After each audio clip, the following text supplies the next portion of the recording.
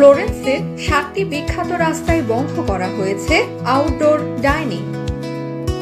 Italy এর এই শহরে ফেব্রুয়ারি থেকেই কার্যকর হয়েছে এই নতুন নিয়ম। 7টি রাস্তায় পুরোপুরি নিষিদ্ধ, 73টি রাস্তায় কঠোর নিয়মের সঙ্গে অনুমতি। প্রথম 20 দিনে জরিমানা করা হয়েছে 30টি।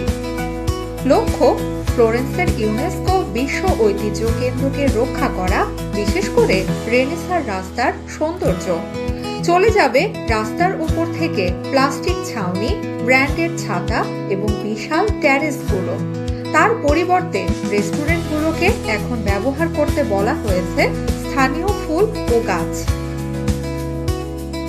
ফলে এবার ফ্লোরেন্সে ইউরো সামার হবে ভিন্ন এক অভিজ্ঞতা, ফ্রেশ ফুল, কম প্লাস্টিক আর নতুন নিয়মে।